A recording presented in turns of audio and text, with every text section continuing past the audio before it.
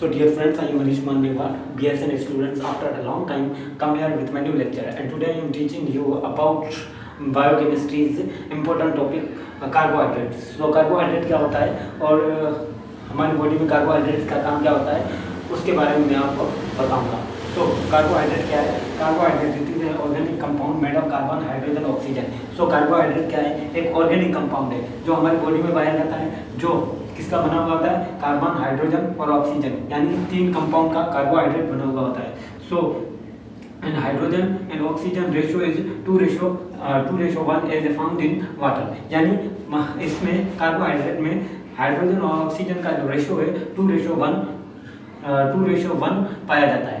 और general formula of carbohydrate का क्या है? CnH2ON, यानी वाटर के बाद वाटर प्लस 2N. ये क्या है? कार्बोहाइड्रेट का जनरल फार्मूला है. सो कार्बोहाइड्रेट है फॉलोइंग फंक्शनल ग्रुप. कार्बोहाइड्रेट के पास क्या क्या पाया जाता है? एक तो फंक्शनल ग्रुप पाया जाता है और alcoholic hydroxide group. Number 2 alcoholic hydroxide group, जिसको हम OH से रिप्रेजेंट करते हैं. दूसरा इसमें क्या पाया जाता है? एल्डिहाइड ग्रुप, जिसको हम CHO से रिप्रेजेंट करते हैं. तीसरा इसमें क्या पाया जाता है? कीटोन ग्रुप, जिसको C डबल बॉन्ड O से रिप्रेजेंट किया जाता है. सो ये चीज़ें कार्बोहाइड्रेट में पाई जाती है. उसके बाद क्लासिफिकेशन इन 3 वेज. हम कार्बोहाइड्रेट की 3 तरीके से क्लासिफाइड कर सकते हैं on the basis of complexity और स्ट्रक्चरल. नंबर 1 कॉम्प्लेक्सिटी और स्ट्रक्चरल के बेस पे. Number 2 basis of functional group. Functional group के बेसिस पर भी हम कार्बोहाइड्रेट को क्लासिफाइड कर सकते हैं. बेसिस ऑफ रिएक्टिविटी, और कार्बोहाइड्रेट की रिएक्टिविटी पर भी हम इसको क्लासिफाइड कर सकते हैं. After that carbohydrate basis of complexity, basis of functional group, basis of reactivity.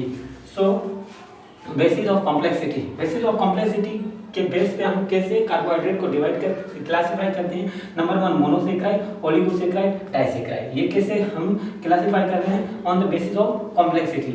सो सबसे पहले मोनोसेक्राइड क्या है? मोनोसेक्राइड एक 1 सिंपल शुगर है, जो एक सिंपल शुगर होती है, जो हमारी ग्लूकोज, इसका मेन एग्जाम्पल क्या है? ग्लूकोज, फ्रक्टोज और गैलेक्टोज. ग्लूकोज, फ्रक्टोज और गैलेक्टोज क्या है? मोनोसेक्राइड, जो सिर्फ एक शुगर के यूनिट से बनी हुई है. उसके बाद मोनोसेक्राइड का टेस्ट क्या होता है? स्वीट टेस्ट होता है, वाटर सोल्यूबल होते हैं, क्रिस्टलाइन फॉर्म में होते हैं, यानी वाटर में हल हो जाते हैं और वो क्रिस्टलाइन के फॉर्म में होते हैं. क्या? मोनोसेक्राइड के पास ओलिगोसेक्राइड 2 to 10 शुगर यूनिट, यानी ओलिगोसेक्राइड 2 से 10 शुगर यूनिट से बने हुए होते हैं. Further divided disaccharide and tetrasaccharide. और ओलिगोसेक्राइड को हम अगर डिवाइड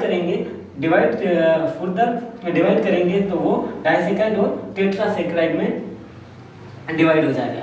उसके बाद डाइसेक्राइड क्या है?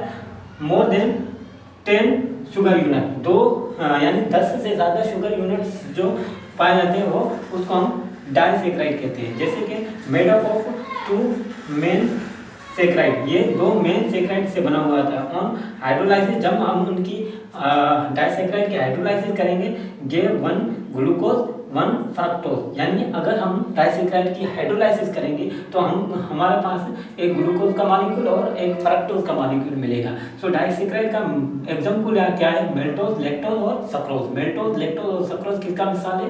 डाइसेक्राइड का मिसाल है. अब on the basis of functional group के बेसिस पे एक रिड्यूसिंग शुगर होती है और non reducing sugar. Reducing sugar कौन सी? हमारी एल्डिहाइड. और नॉन रिड्यूसिंग शुगर कीटोन है.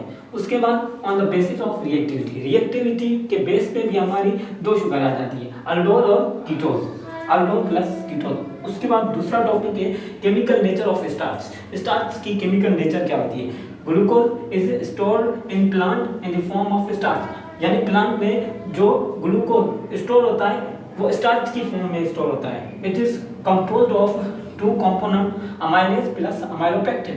यानी ये 2 कंपोनेंट से बना हुआ था, एक अमाइलेज, दूसरा अमाइलोपेक्टिन. और amylase is made up 250 by 300 glucose. यानी इसमें अमाइलेज जो है 2